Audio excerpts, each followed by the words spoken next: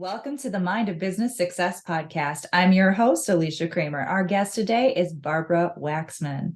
Let's talk about leadership and being an incredible, successful business owner from the inside out. Welcome to the show, Barbara. Thanks for having me. Let's start with your business. I mentioned working from the inside out, one of my very favorite topics, because the inner landscape really does determine the external landscape.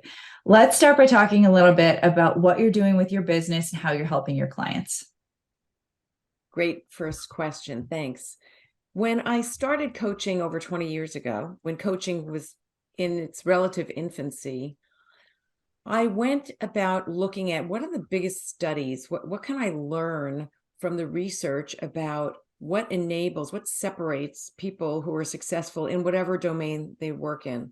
And so over the years, I've collected the research. I've worked with hundreds, if not thousands of people in helping them understand that leadership, that joy, that decision-making has to stem from the inside out, and that your life journey is your toolkit. So my business, actually, first, I'm a longevity expert. I'm a gerontologist. People over 50 in the United States, if you were to look at them as a world economy, we would be the third largest economy in the world. So I help business leaders understand what that means to running a successful business. We have more generations in one workplace than we've ever had before, and that's only going to continue. So ageism will be the last ism that we really address, and it's being addressed now, and it's actually very exciting. So that's one part. Then as a coach, I have a model called Entrepreneurism Turned Inward, taking care of the business of your leadership and your life. So I'm a coach to C-suite leaders internationally. What does that actually mean? So you and I, we get it. In fact, a lot of people listening, they get it. They understand that the inner work is absolutely essential. So many people now are regularly, frequently, outwardly saying mindset is absolutely essential. It's not an option. If you really want to grow a successful business, if you want to have a successful life, and that is not just external success, we're talking about the inner state of well-being, your happiness, your feelings of fulfillment, and feeling like you have meaning and purpose in your life. Mindset and that inner work is non-negotiable. But for somebody who maybe hasn't gone down the rabbit hole as far as some of us, let's start there. I would love, from your perspective, to talk about what that actually means and why we have to start inside. One of the things that I think differentiates me as a coach and has enabled me to work with leaders who are CEOs of companies, global, tens, if not hundreds of thousands of people that they're leading. That's enabled me to do that is that I've been in California for over 30 years. And so very process oriented, and I'm very organized with how do we become innovative, even though you'd think organization doesn't work with that. There's a process to enable people to be in flow. At the same time, I'm a New Yorker, and you can't take that out of someone. And so I coach towards mutually defined results that we're working towards. And to be a game changer at the level that your listeners want to be at, you have to have the energy, the insight, and the equanimity for the game. And that is not tactical from the outside. That starts from the inside. So one is to understand what enables you to have energy. What is energy? It's that mojo. You can see it when someone shows up. Have you ever been in a meeting? Someone walks into the room and it feels like all the oxygen has been taken out of the room, and there is this pall And you think, oh no, we're not going to get anything done. And then someone else might walk in and it's the complete opposite. They walk in and it's like a ray of sunshine. We're going to be okay. Which leader do you want to be? The leaders who are energized and just by showing up can make a difference before they actually do anything are those leaders that follow what I call the 5 essential elements. It's those elements that ancient wisdom and modern science all support as creating kind of the foundation for your ability to be healthy. And that's exercise, nutrition. And the second element is rest and renewal. To have a sense of alignment between what you care about and your behaviors, to focus and grow and stay clear. And then finally, a lot of people hire me to understand how to best use their time. If you can do those things, which again are from the inside figuring out, then the rest, the tactical, will flow. When you're working with clients, my guess is you see some patterns, some commonalities amongst people, some frequent tripping points. Like to talk a little bit about that because I know that people listening are probably going to have some of those same things. So what are some of those things that you're frequently seeing people bumping up against? Those things that they are sort of their own worst enemy, and you have to help them to break free from those negative patterns. I'll break the answer into 2 parts. The first is I will frequently say to people, stop shoulding all over yourself. People think, I shouldn't feel this way. I should be able to do this more easily. I should be able to manage everything at home and everything at work. And the truth is, we have hard decisions to make. We have more things coming at us now, including technology, which people weaponize against themselves more than they use it as a salve to help them.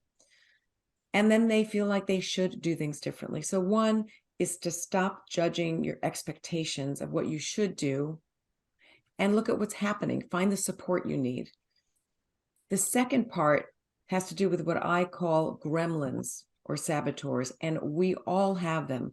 The most successful amongst us, we have these self-limiting messages that often come from our childhood, where we hear things like, who do you think you are being in this role?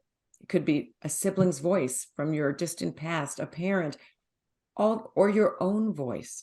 So if you can identify those self-limiting messages that we all get, and I'll give you an example. A client I worked with who is CEO of a national company in the United States, and they were franchising and going through a huge expansion. And he, for the first time, had a board that he was reporting to. They were also going to be going public. So he had this board, and he was so shut down because he had started as an entrepreneur from a business and grew it and grew it and grew it. So it was tremendous, tremendous success from the outside. But how many of your listeners look successful on the outside and on the inside, like Thomas, feel, I'm not really sure. And when he was able to go through this exercise of the gremlins with me and what was limiting him, I hope I can say this on the radio, on the podcast, he said, well, I have this itty bitty shitty committee in my head. I feel like I'm not myself anymore. I have to run through all these people.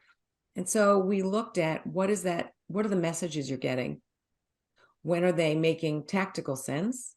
And when are they actually based on fear and holding you back? And it's remarkable when you start to really listen to those messages, that's when you can have the understanding and break through. So I'd say those are the biggest, the shoulds and the gremlins are the biggest obstacles.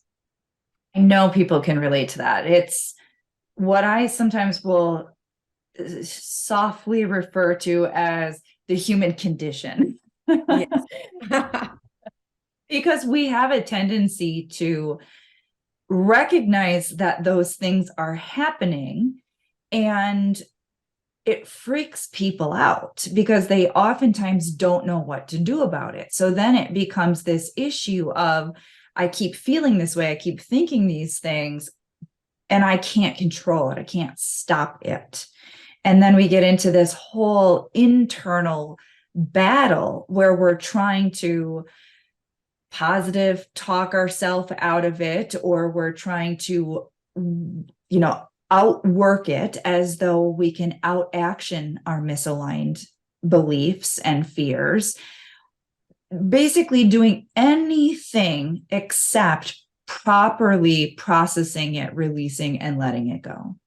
Look, those fears are there for a reason. Those gremlins, if you can imagine that you are a beautiful castle on a hill and you're surrounded by this emerald green grass, and then there's a moat.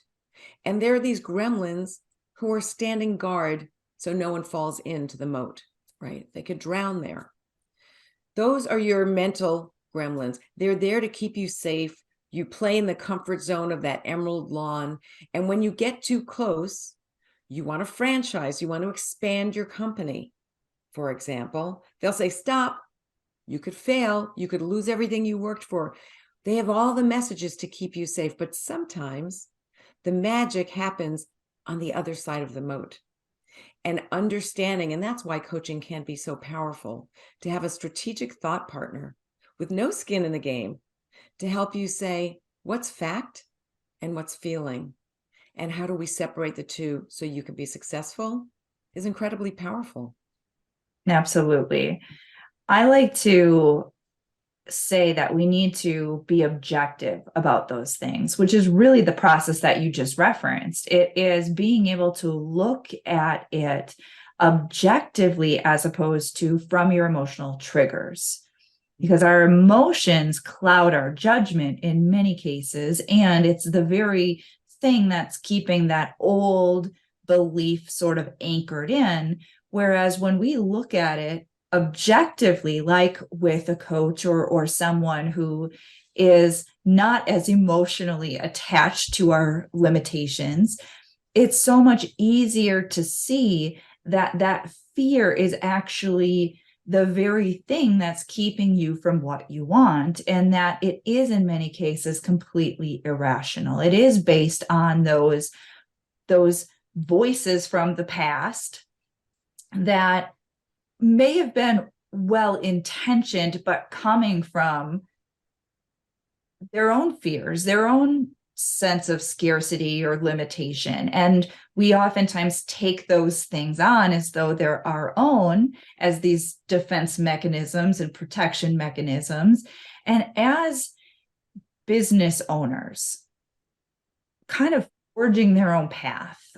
And we're not in many cases taking the safe, comfy, status quo path, if you will. And so there's a bit more of the unknown as an entrepreneur.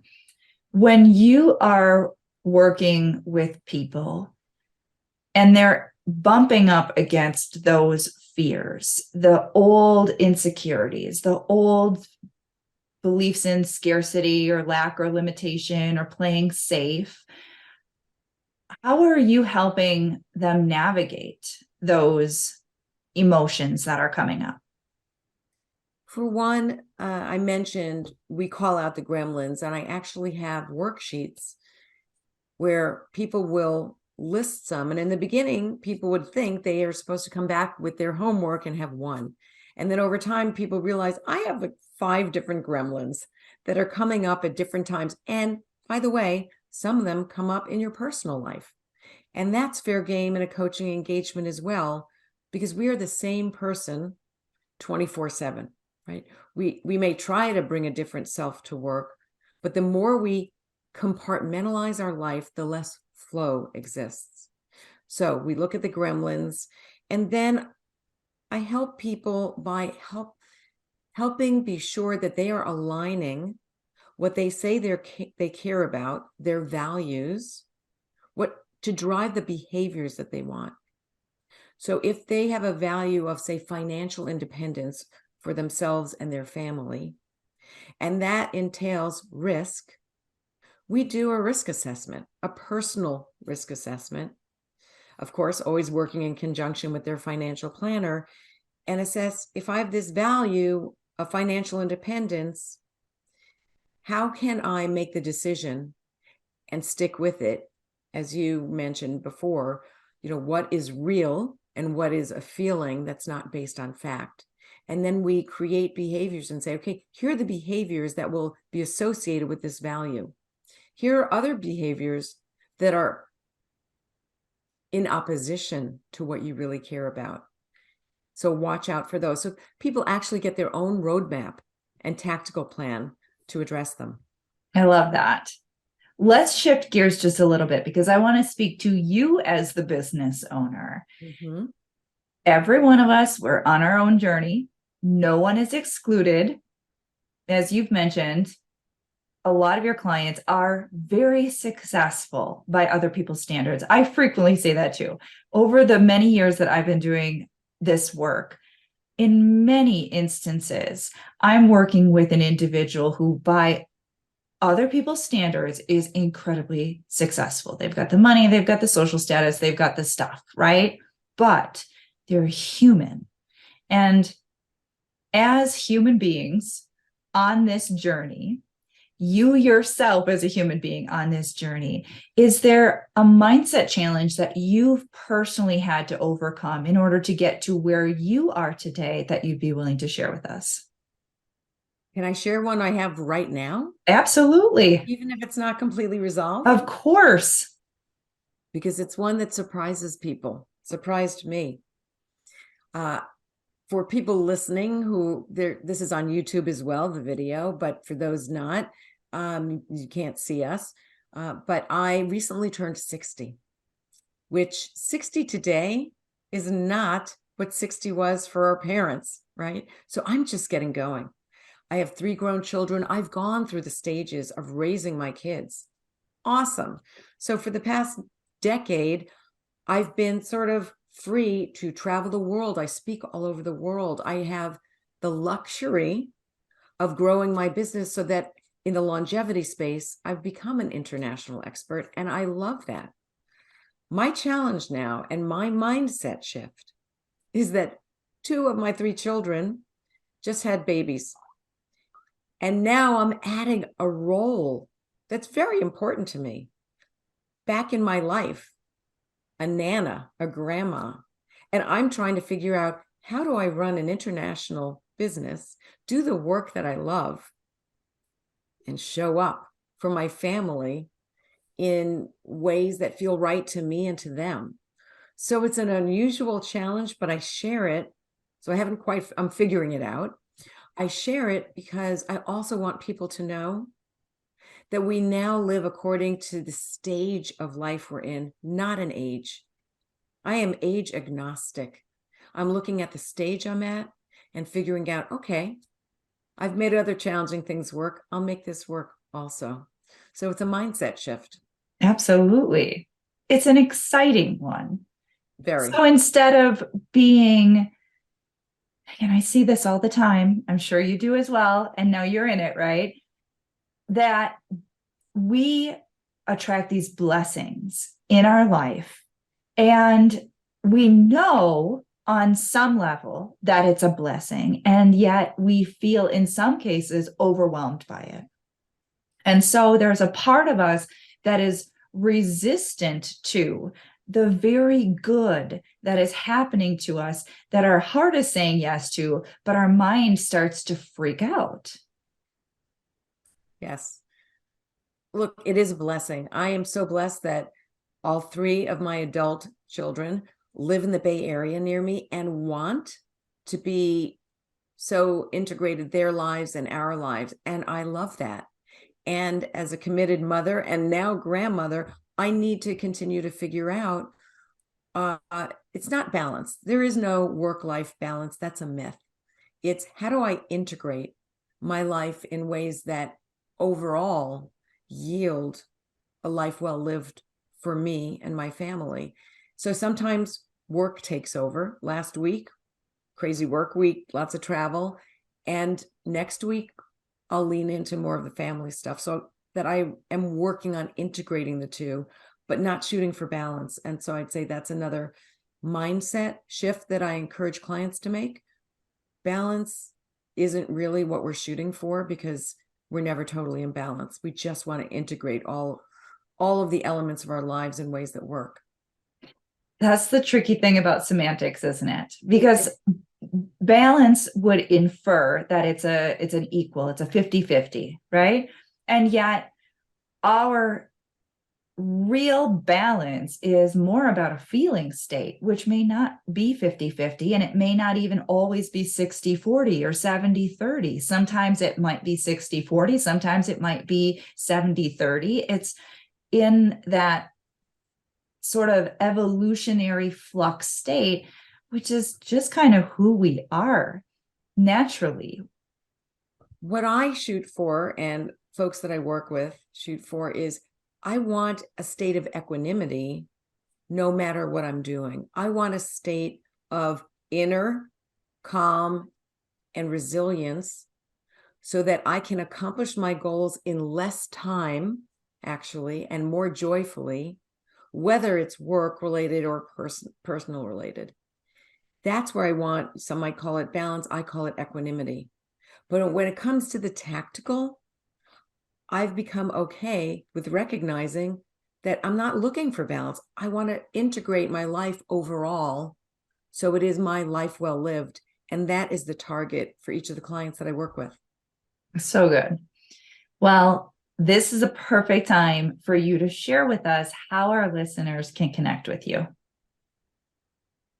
They can connect with me through my website. People can set up a complimentary short call. My website is barbarawaxman.com.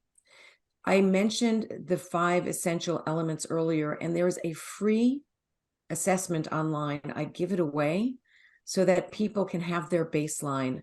It's really important. And you can also use the assessment as your own stepping stool towards your own growth and equanimity and resilience. So that's the best way to start. And that is available on your website. Yes. Perfect. I want to thank you so much, Barbara, for being with us today, for bringing your energy and all of your wisdom. It has been a great conversation. Thanks for having me. I really enjoyed it. Well, it's my pleasure. And I've got to thank all of our listeners. You know, we're doing this for you. If you haven't already subscribed, make sure you do so. And until next time, we will see you in the next episode.